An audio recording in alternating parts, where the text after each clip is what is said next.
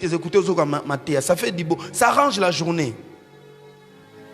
Ça arrange la journée, ça aide beaucoup de choses. Surtout quand tu te réveilles avec un chant. Ce sont des choses spirituelles. Alléluia. Que Dieu bénisse abondamment. Réclamation contre sacrifice. Répète ça encore. Encore très fort. C'est mon séca. Tu es en train de dire réclamation sans envie, sans. C'est mon séca seulement va répéter ça. Réclamation contre sacrifice. C'est mon séca. Parle fort, fort, vraiment avec vibration. Ah, Mungu wangu. En afin de quand de chercher. Dis-moi bien. Allez, tout le monde. Très bien. Réclamation contre sacrifice, c'est comme on disait, Goliath contre David. Alléluia. Goliath contre David. J'ai dit réclamation contre sacrifice, c'est ce qu'on dit Goliath contre David. Alléluia. C'est ça. Réclamation contre sacrifice, ça veut dire quoi? Nous sommes dans un champ de bataille. C'est le sous-thème restaure ton hôtel. Mais quand tu restaures ton hôtel, il faut savoir une chose, que l'hôtel est le lieu de réclamation. L'hôtel est un marché de vente. L'hôtel est un marché où d'autres personnes viennent vendre et d'autres personnes achètent. Vous m'entendez? L'hôtel est un marché spirituel de vente où il y a des gens qui viennent vendre leurs grâces sur les hôtels et des gens qui achètent leurs grâces sur les hôtels. N'oubliez pas, plusieurs personnes ne comprennent pas la valeur de l'église. Mais vous devez savoir ceci. L'église est un lieu de vente. Dans l'église, il y a des personnes quand ils viennent, ils vendent leur bénédiction ici. Il y a d'autres personnes qui viennent acheter. Il y a d'autres personnes qu'on a dépouillées de tout. Mais quand ils viennent à l'église, ils peuvent trouver les enfants. Ils peuvent avoir le mariage. Ce n'est pas que vous l'aurez ça parce qu'un frère vous a épousé. Mais que les dieux de l'église peuvent vous visiter en ayant un mariage, en ayant la paix, alléluia, une stabilité dans votre vie. C'est-à-dire le monde des hôtels, c'est un monde de vente. Il n'y a pas un lieu où vous pouvez acheter, où les riches deviennent pauvres, où les pauvres deviennent riches. Il n'y a que l'hôtel. C'est sur l'hôtel que quelqu'un peut détruire ta vie, ou bien quelqu'un a été détruit sous l'hôtel, ou bien quelqu'un peut être racheté ou construit sous l'hôtel. Alléluia. L'hôtel, c'est le système spirituel. Il n'y a pas mieux un lieu de transaction que l'hôtel. L'hôtel est le lieu de transaction. Comprenez ça. Et quand je dis restaure ton hôtel, pour vous dire ceci, tout le monde a un hôtel. Alléluia. Alléluia. L'hôtel est un système de vie. Tout ce que vous faites, païen, chrétien, athée, quelqu'un de Satan ou un chrétien, quelqu'un de spirituel ou de charnel, vous avez un hôtel. Tout le monde a un hôtel dans sa vie. Mais le problème, ce n'est pas seulement l'hôtel. Pourquoi j'ai dit l'hôtel? Parce que l'hôtel est le système de vie, un mode de vie que vous avez. L'hôtel, c'est ce mode de vie-là. C'est ce système-là de vie, c'est ça l'hôtel. Maintenant, vous devez mettre sur votre hôtel des sacrifices. Et la puissance d'un hôtel ne dépend pas seulement parce que quelqu'un a l'hôtel, mais quel genre de sacrifice tu poses sur ton hôtel. Vous m'entendez? Vous m'entendez? Moïse, lorsqu'il construit le tabernacle, Dieu dit à Moïse, tu construiras dans le tabernacle, à l'entrée du tabernacle, juste à gauche, tu mettras l'autel des holocaustes. C'est-à-dire la première chose, écoutez-moi bien, si le tabernacle était l'endroit où la présence de Dieu était manifeste, mais c'est là où on devait rencontrer Dieu, le Dieu d'Israël, c'est là où on entendait les oracles. Mais la première chose que Dieu a mis, lorsque vous entrez dans le parvis du tabernacle, c'était d'abord l'autel. Vous m'entendez, frère? Et ce n'était même pas l'autel des parfums. C'était d'abord l'autel des holocaustes. Dans les tabernacles, dans toutes les parties importantes, commençant par les parvis, parce que les tabernacles avaient 3 parties, il y avait l'autel des holocaustes dans les parvis. Dans les lieux saints, la deuxième partie, il y avait l'autel des parfums. Et dans les lieux très saints, sur les propitiatoires, c'était l'autel. Alléluia. Les propitiatoires là, la couverture du coffre qu'on appelle l'arche, c'était l'autel. Pourquoi? C'est là où les sacrificateurs devaient entrer avec le sang. Pas avec n'importe quoi, mais avec le sang. C'est-à-dire qu'avant que les sacrificateurs n'entrent là, il a d'abord sacrifié. Un sacrificateur qui n'entre pas dans les tabernacles, dans les saints des sangs avec le sang, devait mourir. Est-ce que vous remarquez que plusieurs personnes nous venons en Christ, mais nous sommes morts parce que nous manquons de sacrifices? Raison pour laquelle Dieu dit, tu ne te présenteras jamais devant moi les mains vides. Quelqu'un avec moi? Bien aimé, c'est une loi. Tu peux dire à Dieu, je te donne moi-même. Les meilleurs sacrifices, c'est moi. Non. Dieu savait, il a dit à Israël, tu es un peuple que j'ai mis à part. Mais quand tout peuple d'Israël, spirituel qu'ils étaient, ils venaient avec des sacrifices. Dieu dit, tu ne te présenteras pas devant moi les mains vides. Je vais dire à quelqu'un, frère et soeur, on ne se présente pas devant Dieu les mains vides. Christ est venu, le premier sacrifice que nous amenons, c'est Christ. Mais qu'est-ce qui prouve réellement que nous amenons Christ? Si nous ne pouvons pas nous connecter avec nos offrandes, c'est que Dieu nous donne entre nos mains. Vous m'entendez? Vous m'entendez? C'est-à-dire, quand vous présentez devant Dieu les mains vides, à chaque fois que vous venez les mains vides devant Dieu, vous vous faites dépouiller. Qui devient les mains vides devant Dieu, il se dépouille. Parce que c'est un marché. Lorsque tu ne sais pas acheter, on t'achète. Et je peux avancer? Prenez-moi Genèse chapitre 12. Genèse chapitre 12. Genèse 12 à partir du verset 7. Genèse 12, verset 7 à 8. Et Genèse 13, verset 3 à 4. Et nous allons, les textes que nous allons le plus exploiter, ça sera Job chapitre 33, à partir du 14e verset jusqu'au 26e verset. J'ai dit Genèse 12, verset 7 à 8. Le premier texte, deuxième texte. Genèse chapitre 13, verset 3 à 4. Alléluia. Troisième texte que nous allons lire, ça sera Job chapitre 33, verset 14 à 26. Je peux donner quatrième texte, même si on ne l'explique pas, mais vous allez lire ça. Quatrième texte qu'on va lire, ça sera Joël chapitre 1er, verset 13. Ces versets sont à lire, je vois à la maison. Prenez ça à cœur. Je lis au nom de Jésus. L'Éternel apparut à Abraham et dit, je donnerai ce pays à ta postérité. Et Abraham bâtit là un autel. J'aime de telles phrases. Hein? Abraham bâtit là un autel à l'Éternel qui lui était apparu. Au verset 8, il se transporta de là vers la montagne, à l'orient de Bethel, où il dressa ses tentes, ayant Bethel à l'orient, et ayant Bethel à l'occident, et Aïe à l'orient. Il bâtit encore, on dit quoi? Il bâtit encore là un autel à l'Éternel et il invoqua le nom de l'Éternel. C'est-à-dire, Abraham avant, quand Dieu lui apparaît, Abraham doit bâtir l'autel. Dieu se révèle à Abraham. Trésor, j'ai fait de toi tel. Automatiquement, Abraham bâtit l'autel. Il offre. Ok? Et quand Trésor se réveille un matin, il a besoin de prier. Il bâtit un autel, il offre encore. Donc, quand Dieu apparaissait, Abraham bâtissait l'autel. Et quand Abraham avait besoin de Dieu, il bâtissait l'autel. Parce que Dieu ne peut pas venir s'il n'y a pas d'autel. Tu ne peux pas voir Dieu devant toi s'il n'y a pas d'autel. Quelqu'un m'entend? Donc, avant qu'Abraham, quand Dieu lui apparaît, Abraham bâtit l'autel parce que j'ai vu Dieu. Et quand Abraham a besoin de Dieu, il bâtit encore l'autel. Lisons Genèse 13, verset 3. Il dirigea ça quand il revenait de l'Égypte. Il dirigea ses marches du midi jusqu'à Bethel, jusqu'au lieu où était sa tente au commencement. Ça c'est Genèse 12, verset 18 là qu'on vient de lire, n'est-ce pas? Ok? Quand il est passé, il est réveillé, il dit, il dirigea ses marches du midi, c'est-à-dire du sud, jusqu'à Bethel, jusqu'au lieu où était sa tente au commencement, entre Bethel et Aïe. C'est là même l'endroit que Jacob a rencontré Dieu. Alléluia. C'est ici. Quand Jacob appelle Bethel, c'est ici. C'était cet endroit ici.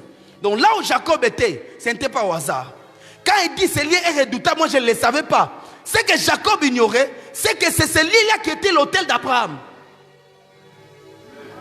Des fois dans la vie, nous avons certains avantages, tu ne le sais pas. Mais tu es arrivé là où il y a ton autel. Il peut t'arriver que tu arrives à un endroit, tu sais, tu es triste. Peut-être tu ne sais pas que l'un de tes ancêtres était mort là. Un jour, on t'apprendra que tu vois là où tu passais là. C'est ici que c'était là le cimetière de ton ancêtre. Mais pourquoi j'avais cette tristesse? Parce que je suis connecté à mon ancêtre par les chants. Quelqu'un avec moi? Ah, je ne sais pas si je parle vraiment. C'est là où Abraham et Jacob arrivent. Quand Jacob dit ce lieu était redoutable, moi je ne le savais pas. Jacob ne savait pas que c'est là où était l'autel d'Abraham plus de 150 ans avant. Pour te dire que l'autel ne meurt jamais. Waouh, waouh, waouh, waouh, waouh, waouh. J'ai dit, l'autel ne meurt jamais.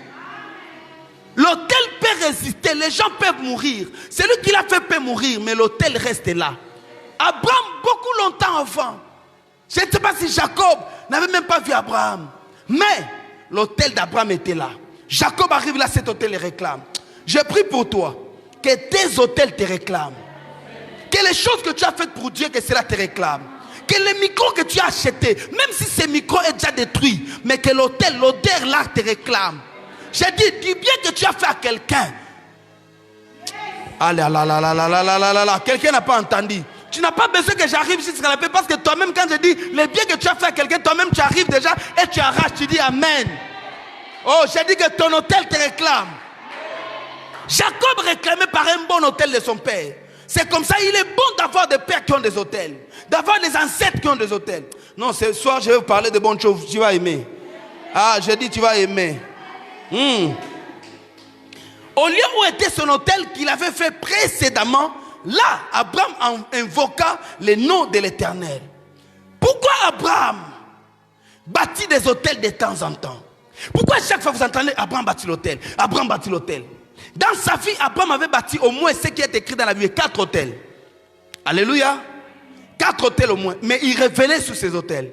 Mais les hôtels donc aussi, c'était sa vie. C'était sa culture. C'est-à-dire, Abraham avait cette vie-là. Il bâtissait des hôtels. Isaac en a bâti un. C'est qu'elle avait écrit dans Genèse chapitre 25-26. Et Jacob a bâti plus de 5 hôtels. Jacob a bâti plus de 5 hôtels. Pourquoi? Parce que Jacob était dans des problèmes et des problems. Alléluia.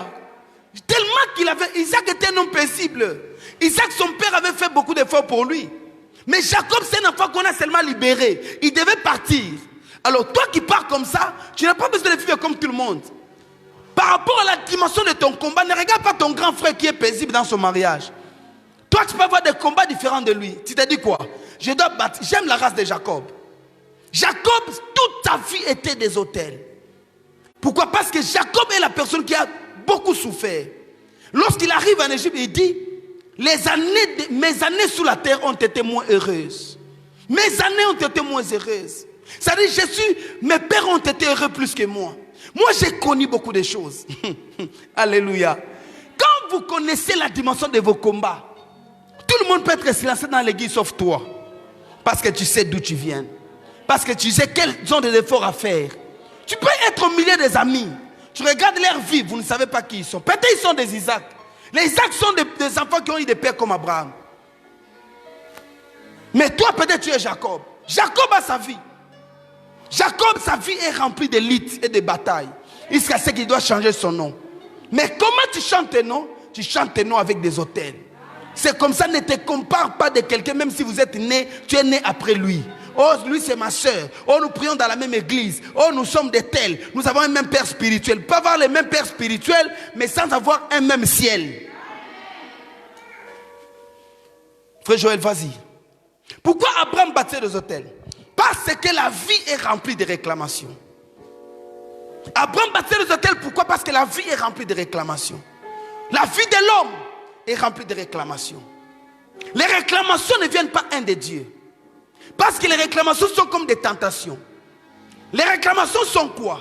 Sont des forces supérieures à toi qui te tirent vers les bas. Alléluia. Alléluia. À chaque fois, réclamation c'est quoi? À chaque fois, tu veux donner à quelque chose qui va t'amener très loin. Tu sens que ça te tire vers les bas.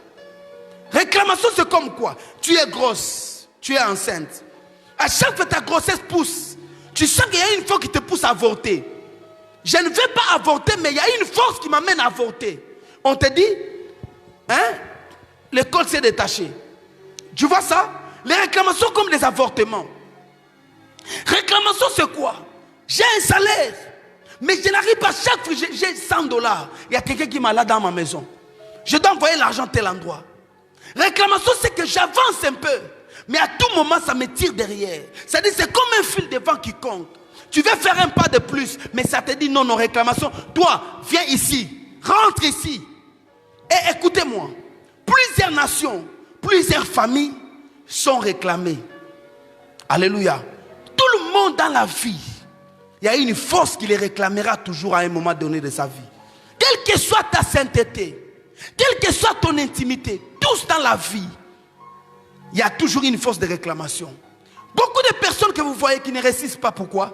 Parce qu'à un moment donné de leur vie, ils ont été réclamés. Alléluia. Et certaines personnes, tu vois à un moment donné, même dans les ministères, il explose. C'est-à-dire quand il a été réclamé, il y avait un autre prix qu'il a payé pour qu'il ne soit, pour que ça puisse compenser. Je vais expliquer ça. Vous pouvez voir la vie de plusieurs personnes. Quand vous les regardez, tu dis, ces joueurs peuvent aller très loin. N'est-ce pas? J'aime le foot. J'ai toujours une histoire qui me dépasse, qui me fait mal, très mal au cœur. C'est l'histoire d'un joueur que nous avons connu, Shabani Nonda. Je me rappelle, c'est un joueur rempli de talent, Shabani. Peut-être tu l'entends seulement, tu ne l'as jamais vu. Mais c'était un joueur extraordinaire. Quand Shabani Nonda a commencé à Rennes, une équipe en France, on parlait de Shabani. On parlait de lui. Quel joueur, quel Congolais, quel genre de but il marquait. Dans chaque positionnement, il marquait. J'ai suivi une émission, on parle de Shabani. On le compare à Ronaldo, Rosario, le joueur là. Par rapport à ce positionnement de but, on le compare à Ronaldo. On dit que c'est l'un des joueurs qui va remplacer Ronaldo. Parce que Shabani marquait des buts dans chaque position de sa vie. Il est venu à Monaco, il a été le meilleur joueur. Je ne sais pas, il a un record qu'aucun joueur n'a battu en France jusqu'à aujourd'hui. Il est venu à Monaco, mais quel joueur! Quel joueur! Il est sorti le meilleur buteur. À l'époque, Shabani avait déjà fait une année après, les joueurs comme des Drogba sont sortis. Ok? Les joueurs comme des Drogba sont sortis. Jouer comme Drogba ne peut pas se comparer à Shabani Nonda. Shabani était au-delà. Drogba tombait, je me rappelle, il venait de Guingamp, il tombait, il est venu à Marseille, il tombait. À l'époque où Shabani était buteur, lui avait même quelques buts, c'est 9 buts. Quand Shabani encore, il avait 16 buts. Il n'avait pas aussi de talent comme Shabani Nonda. Permettez-moi de vous donner cette histoire. Mais à un moment donné, Shabani Nonda a été appelé à la Juventus. Il devait aller là-bas. Mais comme c'est Didier Deschamps qui devait être entraîneur là-bas, Didier Deschamps l'a fait retarder. Il a dit, on va aller avec moi dans la saison prochaine. On l'a déjà acheté. Il était pour Juventus. Quand au lieu de partir, il n'est pas parti, il est resté. Pour l'amour du club aussi, pour son entraîneur qu'il aimait beaucoup. C'est cette saison-là. Premièrement, deuxième, Shabani avait déjà 4 buts, 3 matchs. Il avait déjà 4 buts au début de la saison. Monaco déjà 4 buts. Mais, troisième match, c'est 4e match qu'il a été.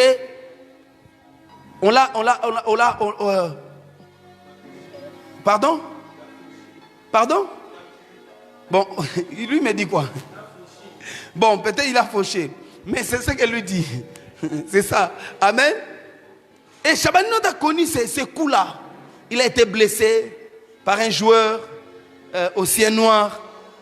Ce qui est aussi journaliste de Canal Plus aujourd'hui. Shabani a été blessé.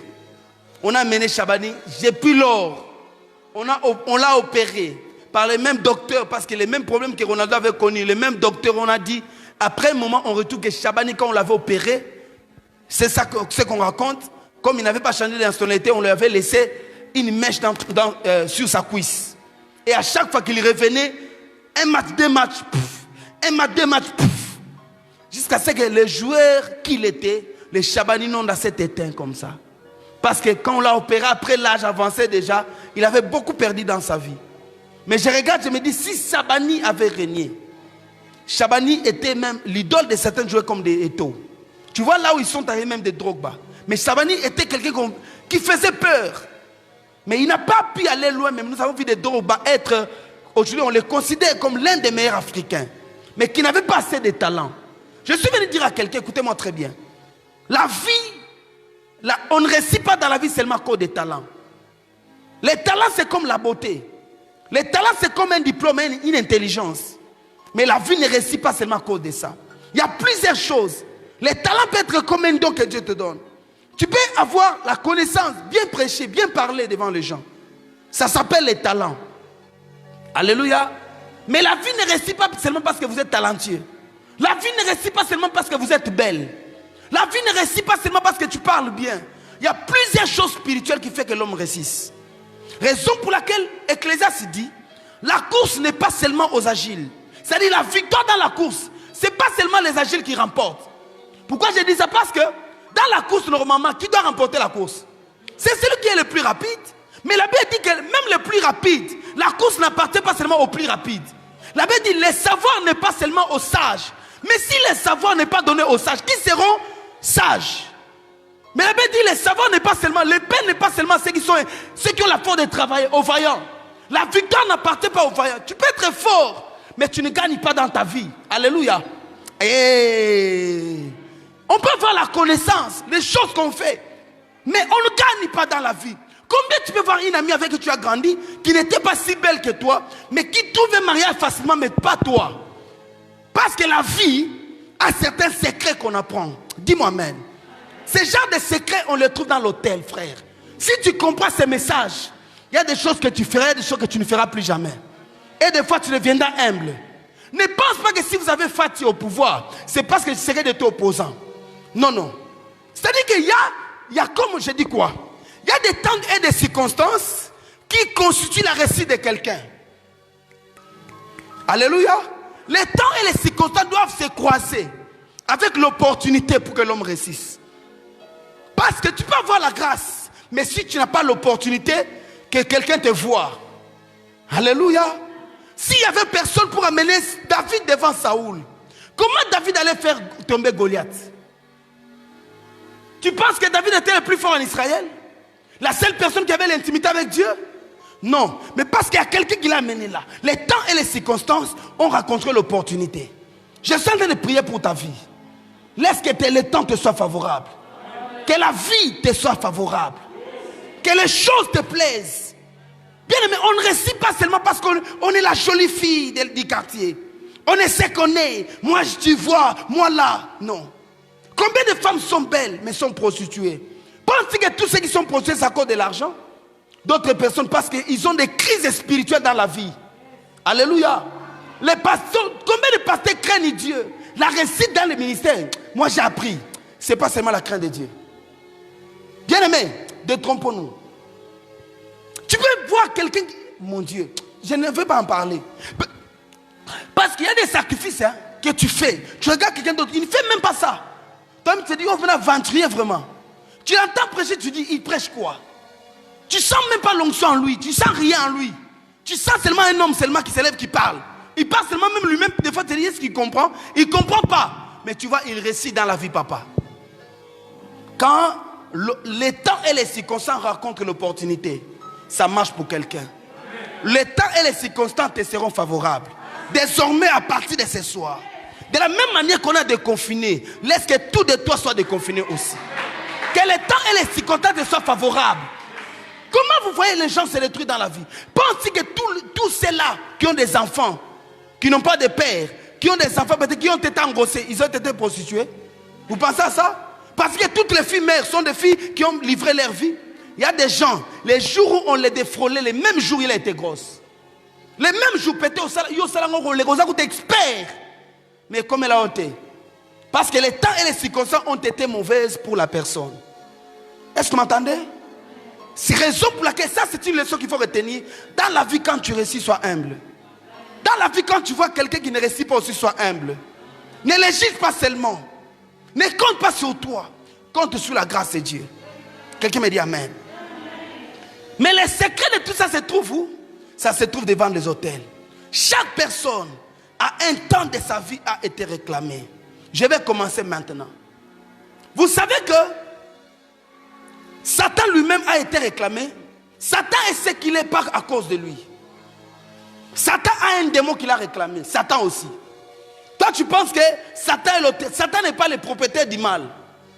Alléluia.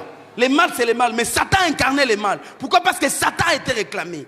Satan était cet ange-là que Dieu aimait. On dit de Satan, dans Ézéchiel et dans Isaïe 14, on dit de Satan quoi? On dit il mettait les sceaux à la perfection. Waouh! Tu n'as pas compris. C'est-à-dire quand Dieu créait, maman, quand Dieu créait, Satan te dit, ah Dieu, au sali Rebecca qui tout quoi. C'est ce que Satan faisait. Quand Dieu met une partie en toi, Satan dit, ça c'est vraiment la mangue, c'est très beau. Donc Satan, tu n'as pas entendu. Satan, on dit, il mettait les sceaux à la perfection. Donc c'est Satan qui scellait ce que Dieu faisait. C'est Satan qui disait que ce que tu as fait, c'est très bon. Waouh. Donc Satan était le petit intime de Dieu. Hein? Son petit me confia. Satan connaît Dieu. Jusqu'aujourd'hui, Dieu aime Satan. Et Satan aime Dieu jusqu'aujourd'hui. Et Satan croit en Dieu. Satan n'est pas comme toi. Satan, si Dieu lui dit, fais l'offrande, Satan fait l'offrande. Tu n'as pas entendu. Les serviteurs fidèles de Dieu, ce n'est pas Israël Mas, mais c'est Satan. Parce que quand Dieu fait éprouver Job, Dieu utilise qui? Il utilise Satan. J'aime cette politique. Il y a un président dans nos pays qui est passé avant même mon ancêtre, avant qu'Ingandi ne soit né. Il y a un président qui est venu dans ce pays. Quand lui, il n'a travaillé qu'avec les opposants.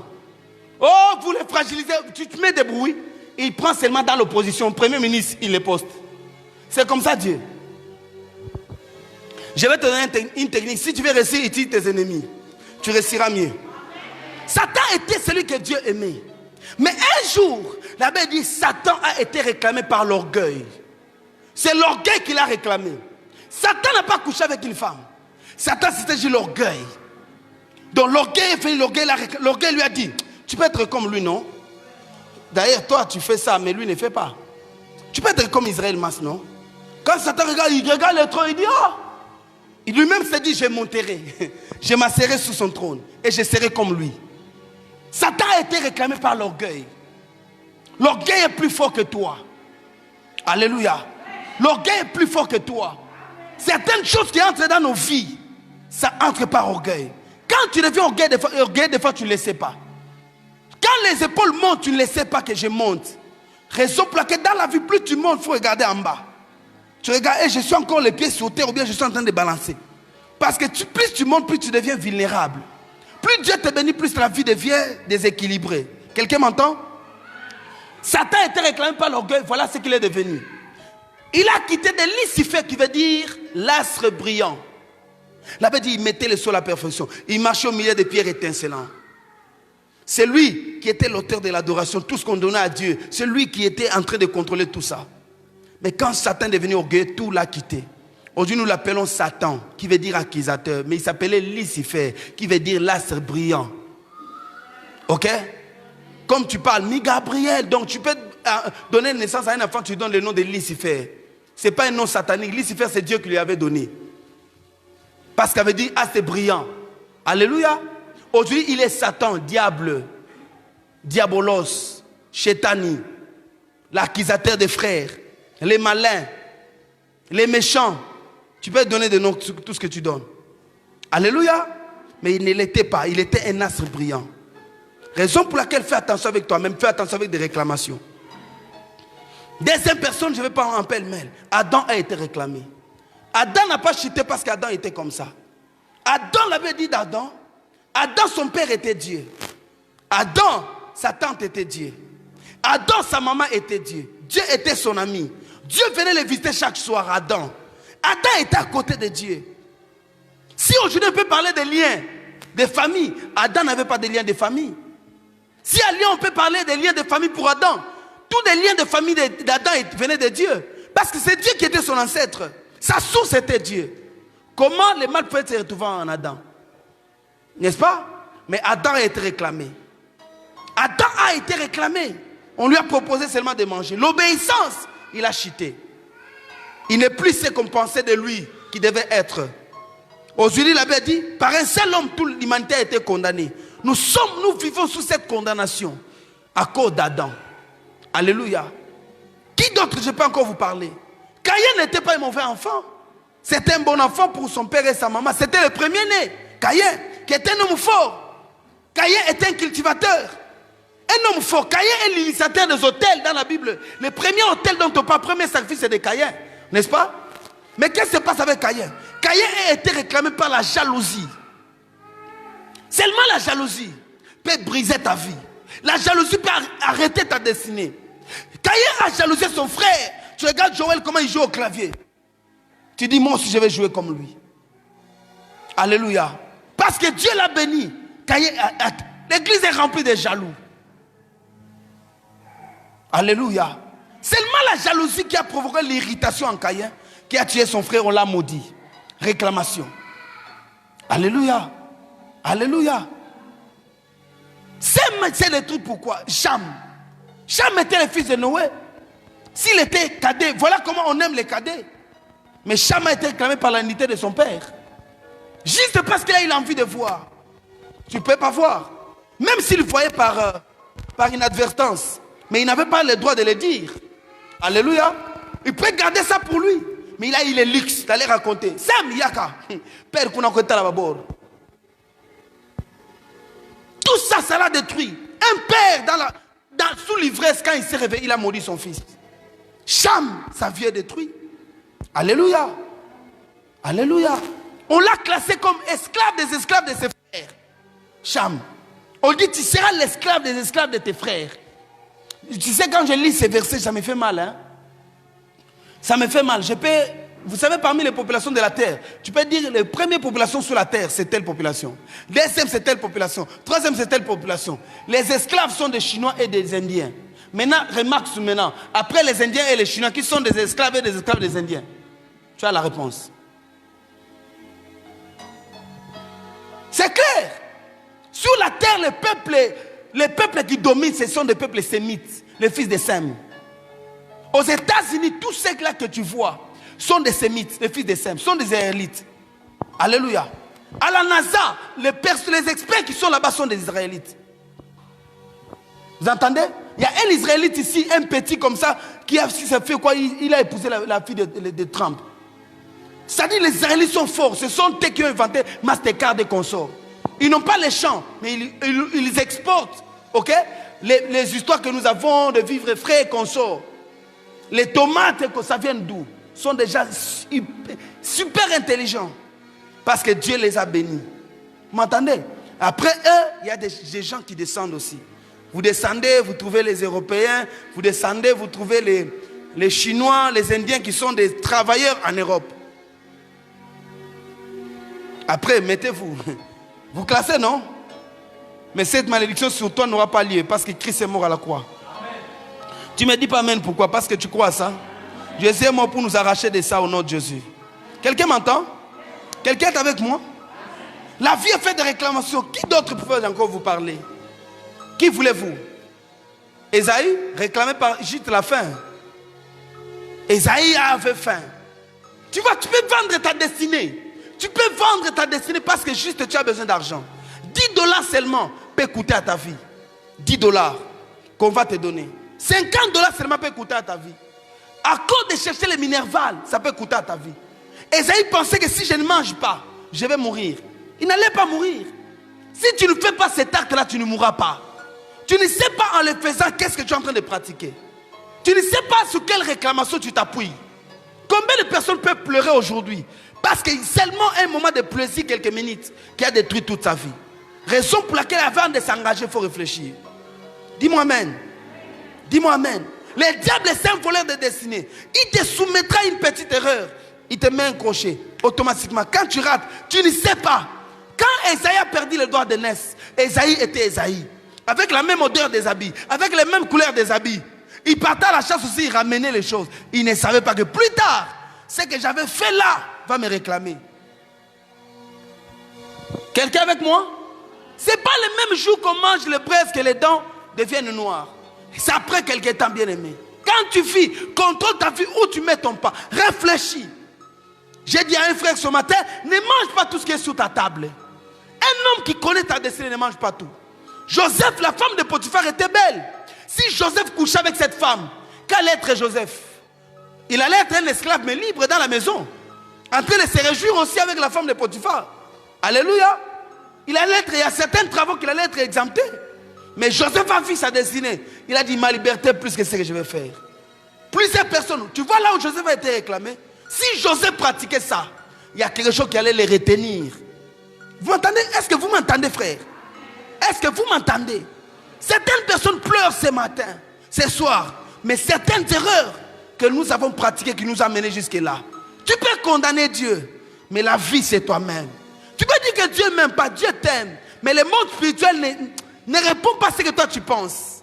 Le monde spirituel répond au principe. Alléluia. Au temps de Jésus, Pierre a été réclamé et les autres apôtres. Jésus dit quoi? Pierre, Simon, Simon, Satan vous a réclamé pour vous guider comme du froment. Mais moi j'ai prié pour vous. Afin que ta foi, Christ dit, Satan vous a réclamé. C'est-à-dire ce n'était pas Pierre seulement. Ils étaient plusieurs apôtres. Que le diable avait réclamé. Parmi tant d'autres, Judas aussi. Mais Jésus dit à Pierre, j'ai prié pour toi. Donc je n'ai pas prié pour les autres. Je me dis, comme Jésus dit au pluriel, Satan vous a réclamé, ça peut être entre Pierre et Judas. Mais Jésus n'a payé le prix que pour Pierre. Il dit à Pierre, Satan vous a réclamé. Mais moi j'ai prié pour toi. Il n'a dit pas pour vous. Il dit, j'ai prié pour toi, enfin quoi? Afin que ta foi ne faille point. Que tu ne tombes pas en faille de ta foi. Alléluia. Que tu ne te perds pas. C'est pourquoi. Donc moi j'ai payé le prix. Le prix que Christ a payé, c'est quoi? C'est la prière que Christ a faite pour lui. Raison pour laquelle Satan n'a pas eu droit sur Pierre. Combien de fois? Même plusieurs fois. Une fois Pierre dit à Jésus, c'est toi le Messie. Quelque temps après, dans le verset suivant, c'est lui qui dit à Jésus, tu ne mourras pas, tu ne mourras pas, tu ne mourras pas. Il avait dit, Pierre prit Jésus de côté. Il est pris de côté et il est reprenant. Ah, en lingala on dit quoi? Agange. Agange donc a dû hier sabi yo petit keba. Ngati ba bord nga ba boîte wana yo bisanga yo okufa siko nga na kewa na famille nga na belle mère nga za shengai. Yo keba na babu loko sala okufa te yo okufa to ozala. Mais c'est ça qu'il a dit. Alléluia. Comment Pierre tu grondes les maîtres? Lui il te parle que non, je vais au Père, quand j'irai tout ça. Toi tu dis, keba okufa te. Nga na abandonné pêche nga puna ya yo bisanga okufa. Okufa te keba sur le basu so meki sur le babongo omona maramto sala yo. Mais Jésus s'est réveillé et dit, arrière de moi Satan. Satan était en Pierre. Alléluia. Satan l'a réclamé plusieurs fois pour que Pierre puisse quitter Jésus. Si Pierre quittait, imaginez-vous la Pentecôte qui allait prêcher. Parce qu'il y a des choses, il y a des prédications que seul Jonas peut prêcher. Écoutez-moi très bien. Il y a des choses même dans ta famille que toi seul ne peux faire. Non, écoutez, il y a des choses si toi tu ne les fais pas, personne d'autre dans ta famille les fera. Pourquoi? Parce que chaque personne a sa mission. Il y a des gens dans des familles qui doivent prier. Moi je les appelle des messies, des rédempteurs de famille. Chaque famille a ses rédempteurs. Chacun a son côté. Si celui-là échoue, peut-être lui qui devait beaucoup étudier pour gérer l'argent des autres. Il y a d'autres personnes, lui n'étudie pas, il ne gère pas l'argent, mais il a un ventre béni. Lui ne fait que ponder les enfants, il ponde seulement les enfants. Ok? Vous maintenant, vous avez l'argent, vous n'avez pas d'enfants. Le problème c'est quoi? Vous prenez votre argent, vous faites étudier leurs enfants. Parce que si lui ne ponde pas, si le diable détruit son ventre, il fait par exemple un avortement, il ne peut plus concevoir, c'est fini dans sa vie. Automatiquement la famille, vous perdez les gens. Quelqu'un a compris? Chaque famille, Dieu libère des messies. Chaque famille, Dieu libère des rédempteurs. Mais il faut savoir quelle est ma mission. Ne dis pas seulement que non. Moi j'aime pas les gens qui disent si tu ne le fais pas, l'autre le fera. Non. Il y a des choses, même dans cette église, si Fabrice ne le fait pas, parce que c'était Fabrice, la mission de sa vie dans cette église, si Fabrice n'est pas là, cette histoire ne se fera jamais. Ok? Est-ce que vous m'entendez? Il y a des choses que toi seul ne feras. Sachez bien qu'aujourd'hui nous avons besoin d'un groupe qui coûte $1000. Ok? Mais si il y a quelqu'un que Dieu avait prédestiné pendant ces temps de crise, peut-être nous l'avons perdu. Peut-être le diable l'a détruit pour ne pas être ici. Mais si cette personne était là, toute crise que vous vivez, il y a eu un compensateur. Mais peut-être le compensateur n'a pas été vu ou reconnu. Vous m'entendez? Peut-être le compensateur n'a pas été conservé. Vous n'avez pas encadré. Il y a des choses, à chaque fois que tu vois, l'église n'est pas nettoyée. Il y avait un nettoyeur de l'église en ce moment-là. Mais comme nous, peut-être on a détruit ces nettoyeurs de l'église en ce moment-là. Est-ce que vous m'entendez bien aimé? Dans dans ta vie, toutes tes crises à toi, que tu es en train de vivre, il y avait quelqu'un qui devait faire ça. Mais si la personne n'a pas été encadrée, peut-être il a été réclamé, il a été détruit. Et s'il est détruit, c'est comme ça, tu vois quoi? Tu es en train de souffrir. Tu penses que tu devais atteindre cet état sans te marier? Comment le mariage n'est pas difficile pour les Européens, seulement difficile pour les Africains? Pourquoi? Peut-être c'est aussi des réclamations. Est-ce que vous m'entendez? Est-ce que vous êtes avec moi? Maintenant, le peuple doit comprendre ça. Pierre a été réclamé. Jésus lui-même, le Fils de Dieu. Écoute, Jésus lui-même a été réclamé. Matthieu chapitre 4. La Bible dit, ce jour-là, Jésus vient d'une prière. Il se consacre à Dieu. Il se consacre quand il sort de la prière de 40 jours et 40 nuits, Magali. Jésus sort comme ça, le diable vient. Il lui dit, si tu es le Fils de Dieu, transforme ces pains ici. C'était prière que ça devienne le pain. Et mange parce que tu as faim. Jésus regarde, Jésus dit, il est écrit. Ok? L'homme ne vient pas de pain seulement, mais de la parole qui sort de la bouche de Dieu. Ça t'a dit, il connaît. Il vient encore. Il dit, si tu es le Fils de Dieu, adore-moi. Tu vois toutes ces choses que tu vois. La puissance de la terre, ça m'appartient. Oui, ça lui appartenait parce que c'est Adam qui lui avait donné. Il dit, je vais te le donner, je vais te le confier. C'est que tu attends là, ça va prendre beaucoup de temps. La croix là, tu vas souffrir. Je vais te donner maintenant si tu m'adores. Jésus dit, il est écrit, tu n'adoreras que le Seigneur, ton Dieu. Satan part. Il revient encore un moment parce que Satan n'abandonne pas. Dans ta vie, tu peux recevoir première réclamation, deuxième, troisième, quatrième, même 10. Est-ce que vous m'entendez?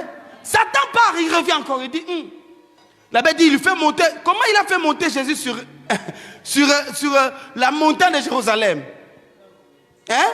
Comment Satan a transporté Jésus? La Bible dit, il est transporta. Non, non, c'est pas moi qui ai écrit, lisez vos Bibles, Matthieu 4. Il dit, il est transporta. Trouvez-moi ce verset-là, fait Fabrice. Le diable les transporta, ok? Sur une montagne de Jérusalem. Et il les fait voir la falaise. Et il dit, il est écrit. Il dit à Jésus, jette-toi ici parce qu'il est écrit. Il enverra des anges pour te secourir, en fait que ton pied ne se heurte pas contre une pierre. Ah, il dit à Jésus, jette-toi ici parce qu'il est écrit que Dieu enverra des anges, ok, qui viendraient te secourir, en fait que ton pied ne se heurte pas contre une pierre. Il peut te dire, couche avec cet homme parce qu'il est écrit, 7 fois je te pardonnerai. Mon juste homme, je le relèverai. C'est comme avec des télé, parce que le diable c'est un bon prédicateur. Il donne l'évangile avec des versets. Quelqu'un est avec moi? Et quand maintenant, Jésus entend ça, Jésus dit, il est écrit, tu ne tenteras pas le Seigneur ton Dieu. Il dit, allez, éloigne-toi Satan. La Bible dit, Satan s'éloigna de lui jusqu'au temps. Il ne s'était pas arrêté. La Bible dit, il s'éloigna de lui jusqu'au moment favorable. C'est-à-dire, je m'éloigne, je t'attends. Enfin, je viendrai encore. Ne te réjouis pas parce que tu as vaincu une bataille aujourd'hui. Ne te réjouis pas parce que tu as sursauté une tentation aujourd'hui. Parce que le diable ne lâche rien. C'est pourquoi quand on te dit prier, il faut prier. Sacrifice, il faut sacrifier. Chaque étape de ta vie a une réclamation. Si tu as vaincu le combat d'hier, il y a encore un autre combat qui viendra. Et il n'y avait pas seulement Goliath. David a vaincu Goliath. Mais vous remarquerez, il y avait plusieurs races de Goliath là pendant le parcours de David. Ces gens-là se sont apparus plusieurs moments. Qui est avec moi ce soir? Pour te dire que dans ta vie bien-aimée, il nous arrive tous d'être tentés. Un jour, je suis avec l'un de mes fils qui vient me voir. J'ai prêché ici, il a entendu le message. Gloire à Dieu pour ceux qui suivaient le message pendant le confinement. Il m'a dit, papa, j'avais parlé sur la tentation. Il part au boulot. Son chef lui donne l'argent, lui confie l'argent. Mais qu'est-ce que son chef fait? Son chef lui donne plus d'argent. Or, son chef voulait le tenter. C'est un homme qui a beaucoup de fidélité avec son chef. Or, ce chef-là le met à l'épreuve. Il lui donne plus d'argent, mais en connaissant. Il lui dit, achète des choses. Ok? L'autre, l'argent qui reste, je vais t'ajouter. Oh, l'argent qu'il devait ajouter était dans l'argent qu'il lui a donné déjà. Il dit, achète des choses. Lui, il va acheter des choses, il regarde comme ça, il reste avec l'argent. Beaucoup d'argent. Il s'est dit, Nassa Nangonine. que la pasteur n'a biso. Tout d'abord en église, nous avons besoin action de grâce. Que je fasse quoi? Oh, son chef savait que j'ai dépassé l'argent. Je vais voir si le frère est honnête. Peut-être ce jour-là, c'était une tentation et aller rater son travail. Mais comme il venait de m'écouter les mêmes soirs, j'ai parlé sur un message sur les hôtels. Les mêmes soirs là, le matin, il dit, pendant que j'ai compté l'argent, l'esprit est revenu. Je me suis rappelé de votre prédication, papa, merci. Il dit, automatiquement, je lui ai écrit. Je lui ai dit, vous m'avez... En plus, il m'a écrit le soir pour me dire que non, je sais que tu n'as plus rien, tout ça, cet argent, je vais encore t'ajouter demain. C'est lui maintenant qui réplique à son chef que j'ai l'argent ici, vous m'avez donné plus que prévu. Ok? C'est alors que son chef lui révèle, il dit, vraiment, toi, tu es un frère fidèle. Je crois... Ah, je pensais que tu allais acclamer. Il dit, je crois en toi. Acclame bien, s'il te plaît. Ah ouais, yeah. Acclame bien. Alléluia. Il dit, je crois en toi. Il lui donne les éloges. Alléluia. Il lui dit des choses. C'est-à-dire, ça, ces jours-là, il allait perdre la confiance de son responsable. Ces jours-là même. Ces jours-là même, il a été piégé. Ces jours-là, on allait comprendre, ah, oh, mouivi. Toi, tu penses que les jours où tu as bouffé cet argent, moi, je ne savais pas. Je sais. Moi, je suis comme Jacob. Jacob était un rancunier. Dis-moi rancunier. Jacob, le jour où Ribin a couché avec Bila, Jacob l'a su. Mais Jacob a dit, Jacob ne dit rien. Jacob ne dit rien quand il est Ribin. C'était le soir de sa vie pendant que Jacob mourant. Ribin pensait que le goût qu'il avait senti là, c'était fini. Le soir que Jacob, pendant qu'il voulait bénir, Ribin attend que mon père me bénisse. C'est alors que Jacob dit, toi, tu n'auras pas la prééminence. Toi, tu es vent comme un petit. Tu étais puissant comme le vent, impétueux comme le vent, mais tu n'auras pas la prééminence. Pourquoi? Parce que tu as couché avec Bila.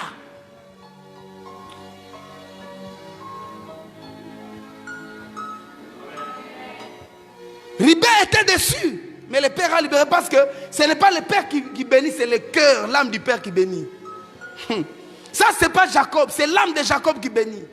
M'entendez bien aimé? Certaines choses que tu peux faire un matin, vous ne savez pas. Dieu est un rancunier. La Bible dit, Dieu garde rancune contre ses ennemis. La Bible dit, Dieu garde rancune contre ses ennemis. J'y vais. Dieu, c'est un... Tu peux faire aujourd'hui à Okipéoté. Tu vois, si tu évolues, ça réussit, tu ne payes pas tes dîmes, ça marche. Tu ne payes pas tes dîmes, tu évolues. Mais un jour, quand tu auras des problèmes, tu vas prier, tu vas l'invoquer. Tu n'attends aucun signe, ni voix, ni quoi. Dieu t'a puni en ce moment-là. Tout ton argent, tu dépenses. Et la vie s'arrête là. Tu dis, Dieu est mauvais. Il n'est pas mauvais. Il n'a fait que te payer. Parce que Dieu de la Bible, c'est un Dieu rancunier. Le même Dieu de l'Ancien Testament et du Nouveau Testament possède les mêmes genres de jugements qu'il inflige aux gens aujourd'hui. Somebody say yes.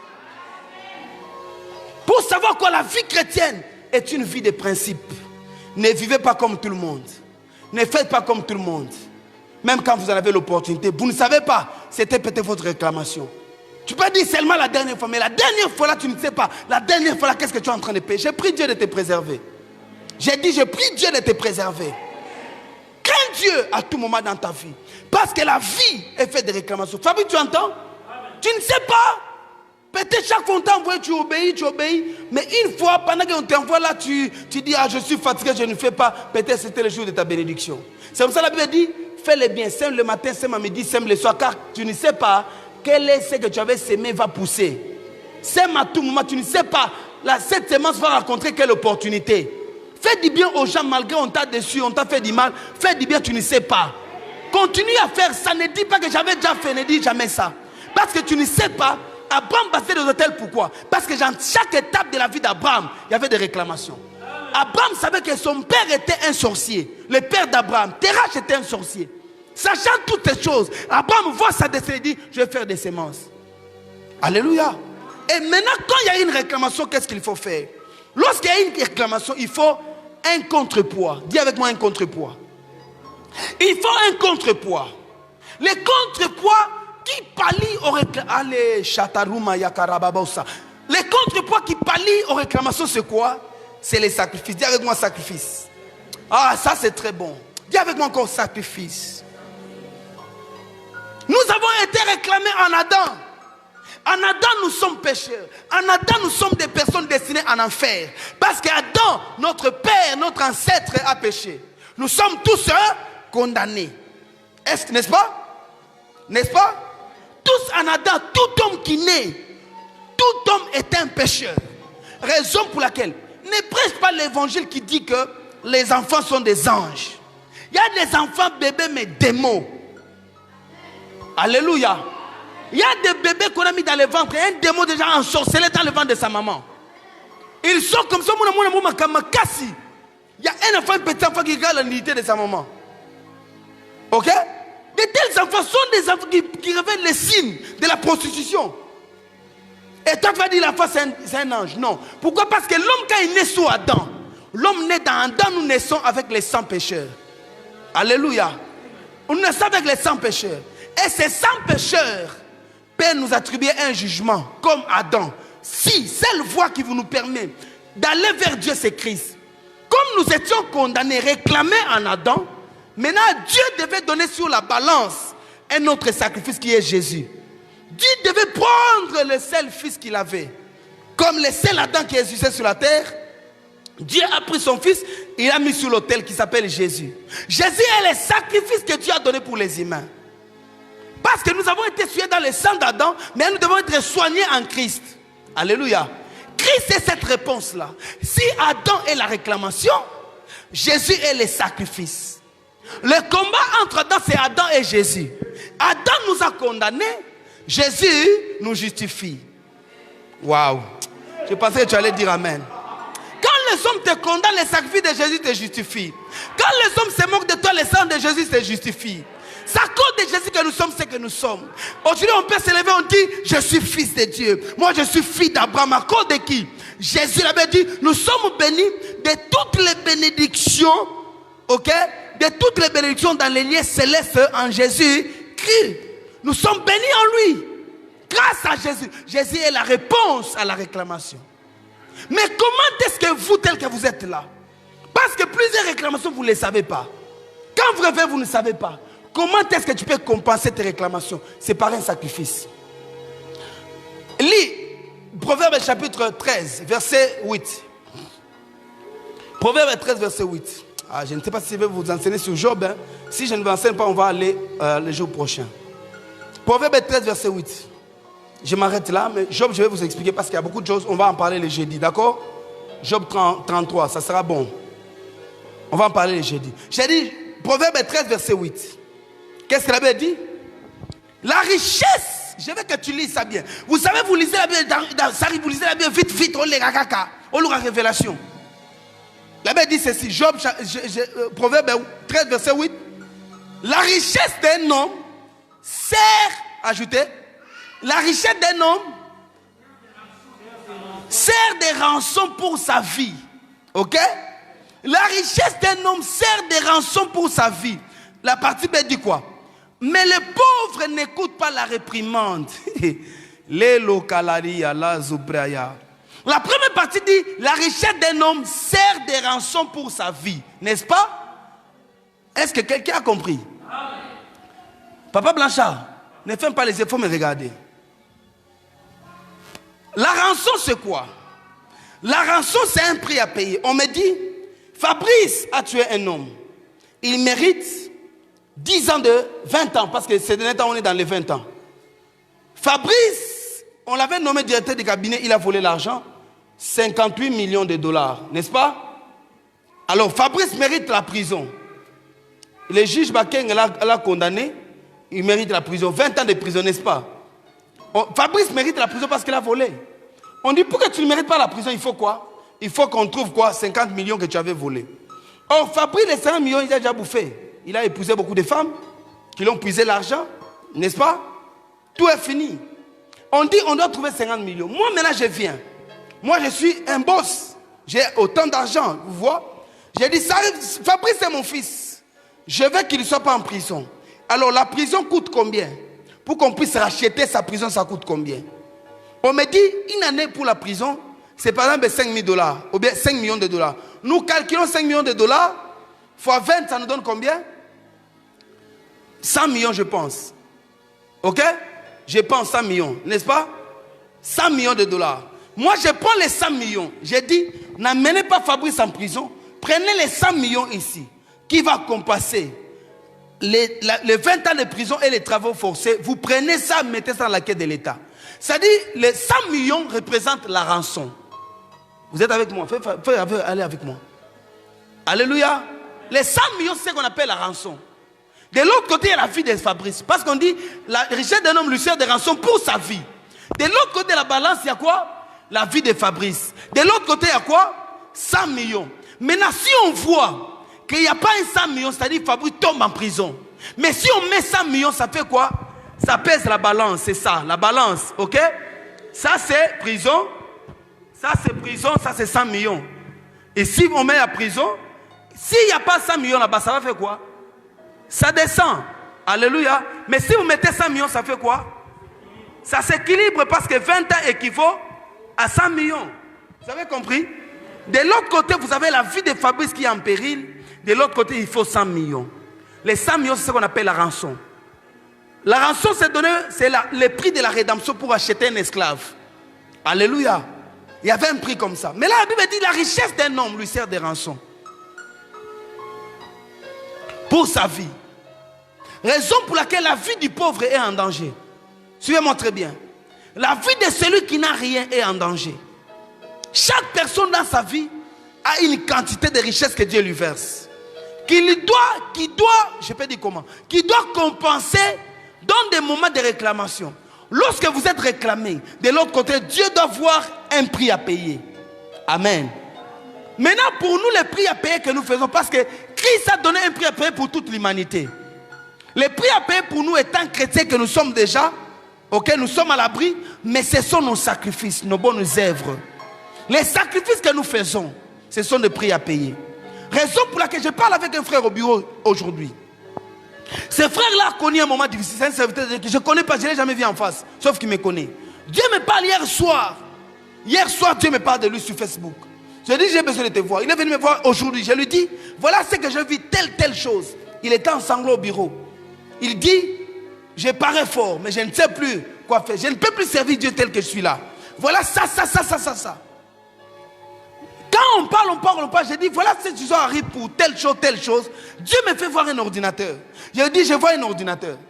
Tu as donné à Dieu un ordinateur? Il me dit, oui, j'ai donné à Dieu un ordinateur. Voilà tel moment, ordinateur.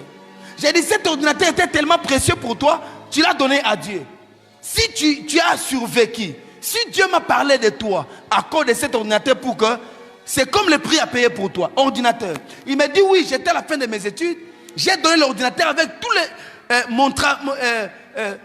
mon travail était à l'intérieur, j'ai tout donné à Dieu.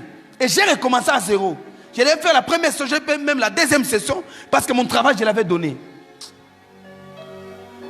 Je dis au frère, voilà, à cause de ce que tu avais fait, voilà ce qui t'arrive. Ce qui t'arrive ne peut pas te détruire. Pourquoi? Parce qu'on a fait un prix à payer. Alléluia. Parce qu'on a fait un prix à payer. Tu devais connaître un avortement de ta grossesse là. Mais Dieu voit quoi? Dieu te dit, faites-moi une offrande. Tu achètes un groupe pour l'église, automatiquement la grossesse est conservée. Tu ne sais pas qu'est-ce que sera cet enfant demain. Donc le prix à payer pour ton enfant, c'est seulement l'argent du groupe. Alléluia. C'est ça la vie, bien-aimée. Chaque personne, même moi, ce que je vous enseigne, c'est que je vis. Même moi, ça peut arriver. S'il n'y avait pas s'il n'y avait pas la grâce de Dieu, à cause de Jésus, mais aussi à cause de nos sacrifices, cette église allait fermer il y a longtemps. Nous, on a vécu des choses. J'ai vu des visions. J'ai vu des réclamations de toutes les formes. Mais grâce à Dieu, nous sommes encore là. Et nous vivrons encore. Vous devez savoir que votre vie a besoin de sacrifices. Qui que tu sois, pauvre que tu sois ou riche, la richesse d'un homme lui sert de rançon. Qu'est-ce que la rançon, frère? Tu es malade, tu dois aller à l'hôpital, n'est-ce pas? Tu souffres de reins, on doit t'opérer. Mais si vous n'avez pas d'argent, est-ce qu'on va vous opérer? C'est-à-dire, l'argent là, ça sert à quoi? C'est une rançon pour votre vie. Alléluia. Raison pour laquelle vous remarquerez, la Bible dit, à celui à qui Dieu a donné plus, Dieu lui réclamera plus aussi. C'est pourquoi vous verrez, les riches souffrent des reins, les pauvres souffrent de malaria. Non, est-ce que toi tu as déjà vu un pauvre souffrir des reins? Les riches souffrent des reins, des maladies là qui coûtent de l'argent. Les pauvres souffrent de malaria et de typhoïde. Parce que la typhoïde, il suffit d'acheter la quinine, acheter 6 malaxin, tu bois comme ça, c'est fini. Parce que dans votre marche avec Dieu, longtemps, plus Dieu vous a donné, plus plus le diable vous réclamera. Vous êtes combattu par rapport à votre destinée. Mon combat est par rapport à ce que Dieu a mis dans ma vie. Mes réclamations sont liées à mon niveau. Alléluia. Un caporal, son jugement est différent d'un colonel. Vous remarquerez aussi que si même dans l'armée tu restes à ce niveau-là, ceux qui n'ont pas étudié sont sous la rue ici, sont des diplômés d'État. Mais ceux qui sont des gradués sont des chefs de commandant, ceux qui sont des licenciés sont des colonels et consorts. Est-ce que vous m'entendez? Ils sont plus payés, plus aussi Dieu doit les récompenser. À celui on a donné beaucoup, on réclamera aussi beaucoup.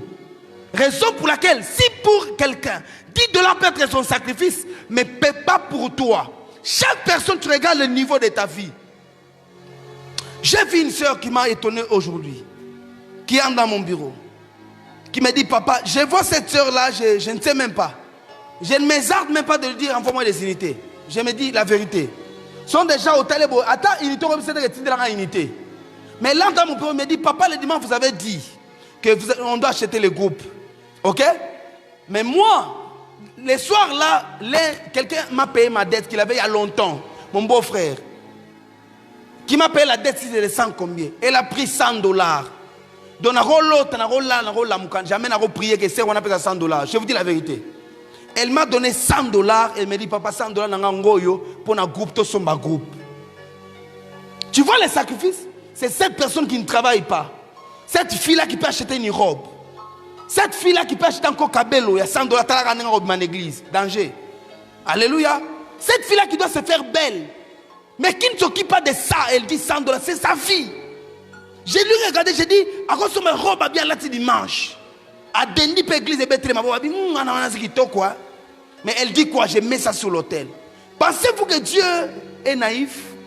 Pensez-vous que Dieu ne peut pas récompenser de telles personnes? C'est ce qu'on appelle sacrifice. Vous ne savez pas, cette offrande peut lui donner un travail toute sa vie. Si tu vois Israël Mass ici comme ton pasteur, ce qui m'a mené, qui m'a donné mon travail, c'était une offrande de 100 $. Qui m'a permis à étudier, à faire l'université. 100 $ que j'ai donné, j'ai fait l'université. Vous entendez? Après avoir fini, j'ai fait une offrande que je vous ai dit le dimanche, qui m'a donné un travail un mois après. C'est ce boulot-là qui m'a payé les billets venir à Lubumbashi. Peut-être dans ma famille, il n'y a pas 10 personnes qui sont montées dans les avions. Oh, Bamsou Bazabo, il y a un cargo, il y a un cargo.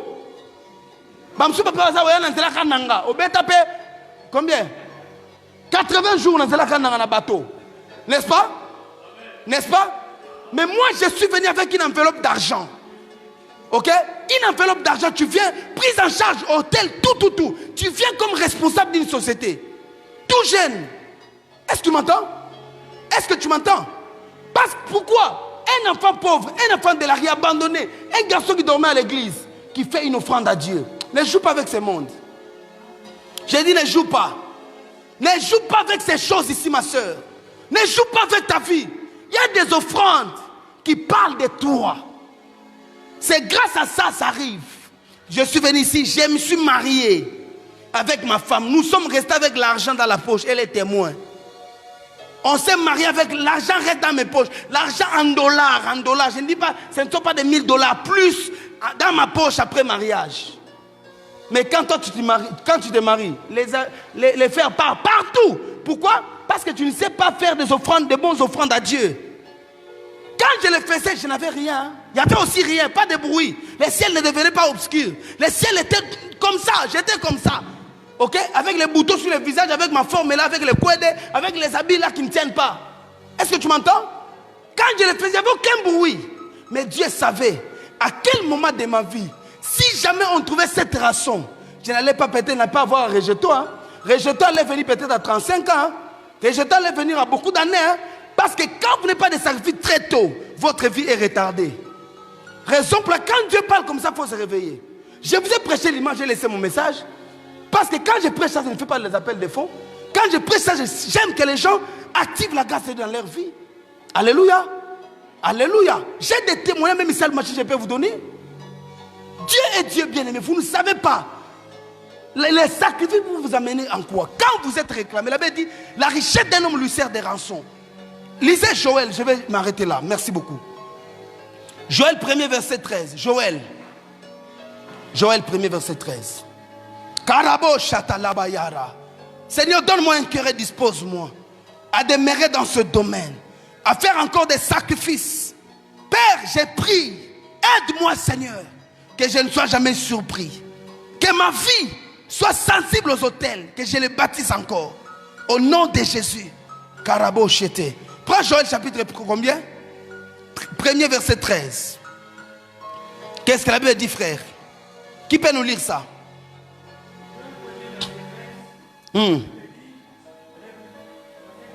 Joël 1er verset 13.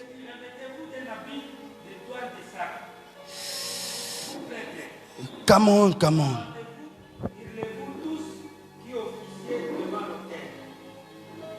Ok. Ok, vas-y, je vais lire ici. Toi, tu as ses mains. Je lis lui second. Sacrificateur. Sacrificateur. Qui sont les sacrificateurs? Ceux qui font des sacrifices. Amen. Qui sont les sacrificateurs? Aïe, aïe, aïe, aïe. Sœur Francine, réponds-moi, Vaniga Bozo, Bombelenga, message dans tes salons passés. Sœur Francine, qui sont les sacrificateurs? Ceux qui font des sacrifices. Ne rêve pas. Parce que quand le diable peut faire comme ça, que tu ne te connectes pas au message, parce que Satan sait que si tu fais un sacrifice, Inès, pendant que je parle à elle, je vois, tu es tombé, tu as fait un faux pas et ton pied s'est gonflé. Et ça va rester comme ça dans ta vie pour tout le temps. Le Seigneur me dit, pendant que je suis en train de parler, fais un sacrifice. Vois ça, même quand tu n'as rien. Dieu me dit, fais un sacrifice. Parce que je vois, tu es tombé, tu t'es cogné et ton genou s'est gonflé. Et ça sera quelque chose comme ça qui va rester pour toi. Et ça sera comme si tu auras carabachité. Donc, je te vois, après un âge avancé, tu deviens comme quelqu'un qui ne supporte, ses pieds ne supportent pas son poids. Et le Dieu me dit, vois, prie et fais un sacrifice. Pendant que je l'ai parlé, c'est que je voyais sur toi. Alléluia. La Bible dit, sacrificateurs sont ceux qui font des sacrifices. Ces Français, les sacrificateurs sont qui? Ceux qui font des sacrifices. Ceux qui font, je dis bien, ceux qui font les sacrifices. En lingala, on dit, en français, en anglais, on dit, Baïba Salaka, ma bonza. Baïba bonzaka. Alléluia. Alléluia. Ok. En bon français, on dit, en tuba, on dit, Baïba Salaka Sadaka. Ok, bien? C'est bon. J'ai pu avancer? Merci. Le verset m'a échappé. C'est où encore? Mon Dieu. Sacrificateur, saignez-vous et pleurez. On dit quoi? Saignez-vous et pleurez. Saigne-toi, c'est quoi? Porte la ceinture et pleure. C'est-à-dire, pour pleurer, il faut faire quoi? Il faut porter la ceinture. Quand tu pleures, ton enfant que tu as perdu. Quand tu pleures ton travail, saigne-toi, pleure. Donc, prépare-toi à pleurer. C'est ce qu'on veut dire ici. Sacrificateurs, saignez-vous. Donc, ceux qui sont appelés à faire des sacrifices ici, la Bible ne dit pas faire des sacrifices, mais on dit saigne-toi et pleure. Vous remarquerez ça? Au lieu de faire des sacrifices, tu es en train de pleurer, de te saigner et de pleurer. Saignez-vous et pleurez. On dit quoi ensuite? Lamentez-vous. Bon, les là. Alléluia. Lamentez-vous. Serviteurs. Aïe, aïe, aïe, serviteurs. Serviteurs de l'autel. Ceux qui sont censés à offrir. Nous sommes des serviteurs de l'autel. Oh, il y a église à plusieurs personnes, mais il y a des serviteurs de l'autel. Quand on dit le micro ne va pas, les serviteurs de l'autel font quoi? Bâtissent des hôtels comme de Noé. Est-ce que vous m'entendez? Il y a des gens qui sont là qui attendent des miracles, mais Dieu dit, serviteurs de quoi? De l'autel. Venez, venez, passez la nuit revêtus de sacs. Serviteurs de mon Dieu, car offrande et libation ont disparu de la maison de Dieu. Voilà ce que je vous explique maintenant. Dieu dit, c'est quand on dit car, on veut dire ceci. Parce que les offrandes et les libations ont disparu dans la maison de Dieu, c'est-à-dire les sacrificateurs n'ont pas fait offrande et sacrifice. Maintenant, comme il n'y a pas de sacrifice, vous devez vous préparer à pleurer. Et j'explique. Si quelqu'un ne sait pas faire des sacrifices, prépare-toi à pleurer. Lorsque les sacrifices disparaissent de l'autel, au lieu que ceux qui devaient sacrifier, quand ceux qui devaient sacrifier ne sacrifient pas, ils sont obligés à faire quoi? À se lamenter, à pleurer. Pourquoi tu pleures? Pourquoi tu te lamentes? Parce que les sacrifices ont disparu de l'autel. Quand quelqu'un n'a pas d'autel, Quand ton hôtel n'a pas de sacrifice, prépare-toi à pleurer toute ta vie. On m'a licencié le matin, le soir ça marche, j'ai marché le matin, le soir je l'ai perdu, j'ai ceci, fait ceci, ça n'a pas marché, j'ai eu un accident, mon enfant est à l'hôpital, ceci chaque matin, il y a de pleurs et il y a de lamentations. Quand il n'y a pas de sacrifice, quelqu'un me dit amen. Quelqu'un me dit amen. Lorsque votre vie, vous ne comprenez pas ce genre de message, bien aimé, toute votre vie, il y aura un temps. Ton enfant là est toujours maigre, toujours mignoto. Mignoto toujours à l'hôpital. Mignoto toujours à l'hôpital. Pourquoi? Parce que Dieu sait, les esprits savent qu'il n'y a pas un sacrifice pour tes enfants. Alléluia. Alléluia. Pourquoi nous avons des enfants bandits? Parce qu'il y a des enfants qui n'ont jamais été présentés à Dieu dans les églises. Les sacrifices n'ont pas été donnés. Et lorsque le sacrifice n'est pas sur l'autel, ce qui remplace les sacrifices, c'est quoi? Ce sont des larmes. Quand votre vie n'a pas de sacrifice, votre autel sera rempli de larmes. Est-ce que vous m'entendez? Maintenant, pour ne pas pleurer, on compense ce mal avec des sacrifices. Le monde des sacrifices est un monde préventif. C'est-à-dire qu'il faut prévenir des événements par la qualité de vos sacrifices. Parce que vous ne savez pas chaque matin qu'est-ce qui peut vous arriver. Vous ne savez pas dans ce travail, rien n'est acquis dans la vie. Rien du tout. Rien. Même pas la position pastorale. Si moi je ne me prépare pas avant qu'on déconfine, Dieu m'insiste. Je suis en train de beaucoup de prières. Après je suis fatigué, je suis fini maintenant. J'ai fait beaucoup de retraites, maintenant je vais me reposer. Dieu me dit entre en retraite de 3 jours. Ne vois pas le soleil, ne mange pas, ne bois pas, ne parle avec personne. Seigneur, ça c'est quel confinement? Je suis d'abord en confinement, c'est souffrant. Je vais encore me confiner, ne pas me connecter, n'amène pas un livre. Je n'ai amené ni livre ni quoi, seulement ma Bible et moi-même. Nous sommes allés en prière. Vous m'entendez ça? Alléluia. Et quand j'ai prié, je suis sorti comme ça. C'est-à-dire Dieu voit qu'un sacrifice. On a déjà de confiner. L'église a recommencé. C'est ce qu'il m'avait dit. Mais pendant que l'église commence, j'ai prié hier, il me dit, fais une prière de 2 jours. Qu'est-ce que tu attends de moi? Mais pourquoi? Parce que chaque étape de votre vie, alors que vous voulez monter, il y a une force qui voudra bien vous attirer en bas. S'il n'y a pas de sacrifice, vous perdez ce que Dieu a mis à votre disposition. Maman, écoutez-moi bien. Ce soir, dessus de toi. Le sacrifice n'est pas l'offrande là, au tali 10 000 francs, au tien enveloppe pour yenango. Sacrifice là, où il est, ça ramoto. Au tali penobi, au ce qu'on a pèsé, on a n'dakonenge tirali vide. Au pena fallait pas na pèsé, au pena za boa, au pena. Si le sacrifice ne te fait pas pleurer, ce n'est qu'une offrande. Le sacrifice qui ne peut pas te faire pleurer ne te fera jamais réjouir. Il y a des choses qui nous font pleurer. Au tali bobi nzambe. Là, on a préparé, on a changé parler nangaï, mais. Le Seigneur en a besoin. Le sacrifice s'appelle mon Isaac, seul mon Isaac. Si tu ne le donnes pas, le diable le détruit. Dis-moi amen. Laisse que Dieu bénisse ta vie. Que ce message soit un message bénissant pour toi. Dis à Dieu, je suis là. Je décide de faire un sacrifice. Pense-le. Je ne te dirai jamais, viens faire tel sacrifice. Toi-même, en écoutant les messages, tu as localisé ta vie. Faites-les. Même si les pasteurs ne te voient pas, Dieu te voit. Même si moi je minimise, Dieu sait ce que tu fais. Même si l'église ferme, un jour ce sacrifice parlera de toi. L'autel, les pierres peuvent se détruire, mais l'odeur de l'autel reste. J'ai dit, des sacrifices parleront de toi dans ta vie. Ne dis pas que moi je n'en ai pas, je suis quelqu'un de pauvre. Gloire à Dieu. Ne dis pas que moi je suis rien. Il y a des sacrifices qui parlent de nous dans la vie. Les hommes forts sont faits des sacrifices. Le diable vient te combattre la nuit. Quand il vient comme ça, il voit des autels qui allument le feu dans ta vie. Dis, je ne peux pas toucher cette personne. Parce qu'il y a des personnes comme ça. Tu les touches seulement, il y a l'autel qui crie là-bas. Ah!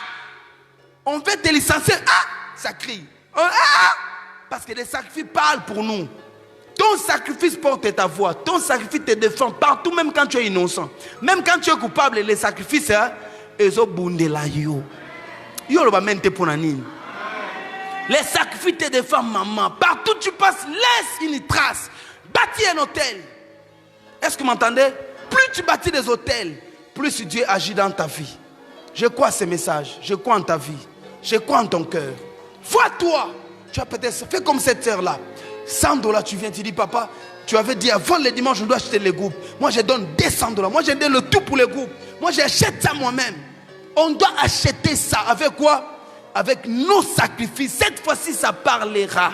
Si tu as bâti le premier hôtel qui ne t'a pas donné Isaac, deuxième qui n'a pas donné Isaac, troisième, quatrième, le jour où tu feras manger l'Éternel seulement, tu les laves les pieds, tu te réjouiras. J'ai dit, toi, tu vas te réjouir. Les combats qui s'élèvent devant toi tomberont à cause de tes sacrifices. Il y a des sacrifices qui parlent, même si ton mari ne sait pas. Il y a des sacrifices qui parlent. Il y a des sacrifices qui ont des résultats dans nos vies. Même les mots même nos familles sentent que sacrifice c'est l'obaka. Dieu peut te bénir. Tu peux construire des maisons locataires à cause de la qualité des sacrifices. Il y a des sacrifices qui parlent. Ton sacrifice parlera, étudiant. Ça parlera. Cette réserve-là que tu as fait. Tu as caché $50 quelque part que je vois. Frère, il y a $50 que tu as caché quelque part. Tu dis 50 zababora souka. Dieu dit, mets ça sous l'autel. Il ouvrira des portes en ta faveur. J'ai dit, il ouvrira des portes en ta faveur. Cette année, tu as dit, avant que je parte, je vais aller au marché. Je vais acheter telle chose, cette robe-là que je veux. Dieu dit, cette robe que tu aimes bien, que tu vas porter le dimanche, ça doit être mon sacrifice sur l'autel. Pense ta tête, commence à prier. Pelalua, Kiranda la raza, Lebrataïka, Mayabobo Kanta labaya, Brotarabachete. Peut-être tu es en ligne, tu me suis. Dieu te demande un sacrifice. Connecte-toi à cette onction, à cette grâce. Un sacrifice, Dieu te demande. Nous déclarons ces choses. Nous libérons la grâce des sacrifices. Nous donnons la voix à vos offrandes et à vos sacrifices. Laisse que les dieux de la maison descendent. Père, affecte les cœurs, dispose-nous. Fais-nous voir comme tu as fait voir Abraham. Que ne tue pas ton Isaac, mais vois le bélier qui est attaché. Vois le bélier. Révèle-nous sincèrement. Ce soir, donne-nous la capacité de sacrifier. Ne réfléchis pas. Vois Dieu. Ne réfléchis pas. Fais quelque chose parce que le Dieu de la maison est là. Je ne veux pas que quelqu'un reste calme, que personne ne reste silencieux. Que cette voix te suive même dans ton profond sommeil. La réponse que tu as besoin dans cette histoire, laisse que Dieu te donne la réponse. Laisse que Dieu te parle. Laisse que Dieu te parle. Que Dieu te fasse voir. Jésus, merci. Hey, Shabaro ke mandaleya hazi. Bri katari ke kokobasata.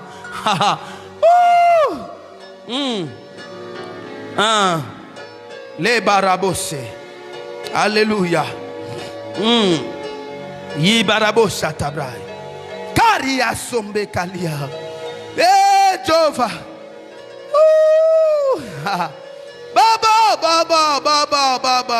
Baba. Dispose mon cœur. Dis-moi ce que je peux faire, Seigneur. Au nom de Jésus. Au nom de Jésus. Au nom de Jésus. La brada bossé. Au nom de Jésus. Gloire au Saint-Esprit. Laisse que Dieu bénisse abondamment. Nous acclamons les Seigneurs. Merci Jésus. Merci. Acclame très bien les Seigneurs. Oh, acclame, très bien. Est-ce que tu